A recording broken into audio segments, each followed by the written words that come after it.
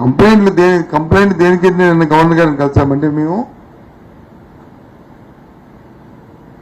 Election commission ఎవరైతే నియమించిందో ఒక అధికారిని, ఓ రిటైర్డ్ పోలీస్ ఆఫీసర్ని లా అండ్ ఆర్డర్ సంబంధించి పర్యవేక్షించాలి. ఆ అధికారి ఏకపక్ష నిర్ణయం తీసుకోవడం వల్ల ఏదైనా కంప్లైంట్, ఏదైనా ఒక ఫిర్యాదు వస్తే దాని మీద క్షుణ్ణంగా పరిశీలన లేకుండా చర్య తీసుకొని ఏ ప్రాంతంలో అయితే జిల్లాధికారులను మార్చారో ఆ ప్రాంతంలోని సంఘటనలు జరిగాయి. జరిగిన సంఘటన పట్ల ముందు కానీ వెనక్కి కానీ దాని మీద ఆలోచన చేయలేదని, చర్యలు తీసుకోలేదని చెప్పాం. ఒక అధికారిని నియమించే ముందు ఇటువంటి సున్నితమైన సమయాల్లో అధికారి తాలూకా యాంటీడేట్ వెరిఫికేషన్ చేసుకోవాలి. పూర్వకాలంలో వారి తాలూకా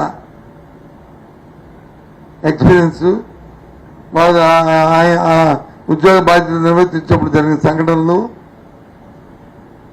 అవన్నీ పరిగణలో తీసుకొని చేయవలసిన బాధ్యత ఉంది. అలా కాకుండా చేయడం వల్ల, ఆ తొందరపాటు నిర్ణయాల వల్ల ఈ జరిగాయని చెప్పని గవర్నర్ గారు ఫిర్యాదు చేశాం, సెంట్రల్ కమిషన్ ఫిర్యాదు చేశాం.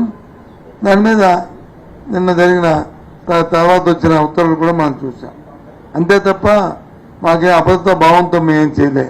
ఎందుకంటే రాబోయే కాలం మళ్ళీ రాష్ట్రాన్ని పరిపాలించిన వైఎస్ఆర్సీపీ పార్టీ కాబట్టి అటువంటి సంగతి ప్రభావితం అయ్యి మళ్ళీ కక్ష కారుణ్యాలతో ఉండకూడదు ఈ రాష్ట్రమని, శాంతియుత వాతావరణంలో ఉండాలని, సోదర భావంతో మెలగాలని నేను నిన్న తీసుకున్న నిర్ణయం.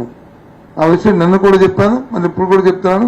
దీనికి ముందు కూడా విశాఖపట్నంలో జరిగిన ఉత్తరాంధ్ర జరిగిన దానికి కూడా అదే విషయాన్ని చెప్పాను.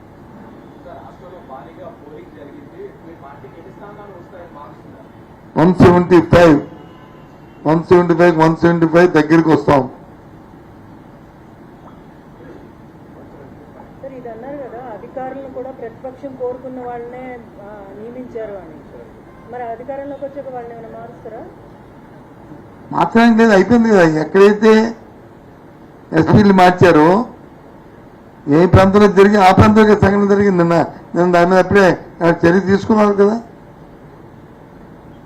నిన్న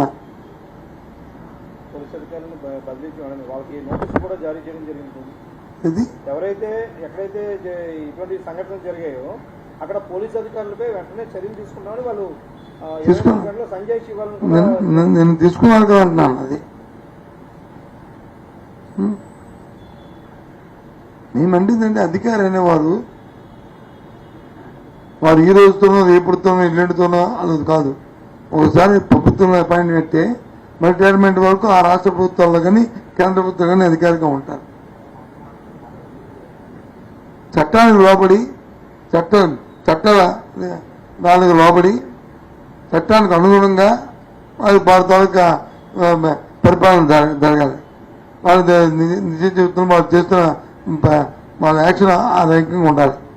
అంతేగాని పక్షపాతంగా మాత్రం ఉండకూడదు. నిష్పక్షపాతంగా అధికారులు వ్యవహరించాలి. లేదే కాదే ఎవరైతే ఎక్కడైతే మార్చారో, ఏ జిల్లాలోనైతే సోమోటుగా ఎవరైతే అధికారి కేంద్రం నుంచి వచ్చిన ఓ రిటైర్డ్ పోలీస్ ఆఫీసర్, పోలీసు యంత్రాంగం పర్యవేక్షించడానికి, లా అండ్ ఆర్డర్ పర్యవేక్షించిన అధికారి వాళ్ళకి రికమెండేషన్ ఏదైతే ఉందో ఆ రికమెండేషన్లు వాళ్ళు ఇచ్చిన దాని ప్రకారమే చేశారు. దానికి పరివేశం మనం చూసాం. రాగాలనే కోరుకున్నాం మేము. అదే నిన్న గవర్నర్ గారికి కూడా ఆయన పరిధిలో నిర్ణయం తీసుకోమని చెప్పాం.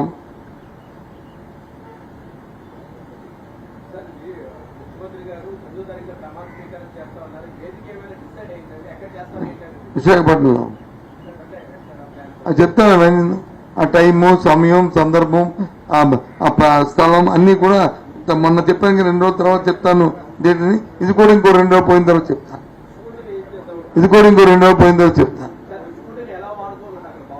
2 రోజులు పోయిన తర్వాత రుచుకుంటే దీనికి పట్టుకు రుచుకుంటే వేరు, ఇది వేరు. ఏం కావాలి చెప్పమ్మా. నీ ఏబిఎన్కి ఏం కావలిస్తే అన్నీ చెప్తాను, నో ఇష్యూ. చెప్పు ఏం కావాలి చెప్పు ఏంటి ఏ భవనాలు? విసుగున్న భవనాలు అదే అధికారి కట్టాలి ఇవి. దాన్ని అయిన తర్వాత ప్రమాణ స్వీకారం అయిన తర్వాత దాన్ని ఏం చేయాలో ముఖ్యమంత్రి గారి తాలూకా అధికార నివాసం పెట్టాలా, లేదా అది యంత్రాంగం ఆయన తాలూకా పరిపాలన భవనం పెట్టాలా, ఏం పెట్టాలనేది రేపు ఆయన 9వ ప్రమాణ స్వీకారం అయిన తర్వాత దాన్ని నిర్ణయిస్తాం. ప్రభుత్వ బిల్డింగ్లు ఇవి, ఎవరు సొంతం కాదు ఇవి. ఆ కట్టడాలన్నీ ప్రభుత్వానికి. అంటే నీవి మన సత్యబాబు గారు లేకపోతే జగన్మోహన్ రెడ్డి గారు లేకపోతే ఇంకోరవో కాదు ఇవి. సార్ మీరెంత కాన్ఫిడెంట్ గా అయితే 9వ తారీఖు ప్రమాణ స్వీకారం అంటున్నారు, వాళ్ళు కూడా మహానాడులో అన్ని క్యాన్సిల్ చేసుకుని గవర్నమెంట్ ఏర్పాట్లలో బిజీగా ఉంటారు. కాదు మహానాడు ఎవరైనా క్యాన్సిల్ చేస్తారమ్మా? మహానాడు క్యాన్సిల్ నువ్వు ఆధారం లేరు అనుకుంటున్నాను, అందుకే వాళ్ళు పోస్ట్ పోన్ చేసుకున్నారు. వాళ్ళు ఉంటే ఎందుకు చేస్తారు? ఇంకా ఆడవాడికి చేస్తారు కానీ నేర్చుకుంటే డెవలప్మెంట్ చేస్తుంటారు. నేను కామెంట్ చేయను, సారీ, కానీ నువ్వు అడిగావు కాబట్టి నేను కామెంట్ చేశాను. వాళ్ళు కూడా I'm not so more to comment. వాళ్ళు అడిగారు, మీరు అడిగారు కాబట్టి నేను మాట్లాడాను. లేకపోతే అది వాళ్ళ వ్యవహారం, అది వాళ్ళ పార్టీ వ్యవహారం. సార్ కూటమి కూడా జూన్ 9వ తేదీన ప్రమాణ స్వీకారం చేస్తామంటే కూడా వాళ్ళు కూడా చెప్పడం జరుగుతుంది. ఇప్పుడు జూన్ 9న ఇప్పుడు నువ్వు చెప్తున్నా వాళ్ళు చెప్తున్నా? వాళ్ళు చెప్తున్నారు సార్. ఎవరు పేరు గంటా శ్రీనివాసరావు కూడా అదే ఎక్కడ ఏ ప్రెస్ మీట్ చెప్పారు? నీకెవరో చెవులు చెప్పుంటాడు. ఆయన నన్ను ఇద్దరు మాట్లాడుకుని నేను దాని బాధ్యత కాదు.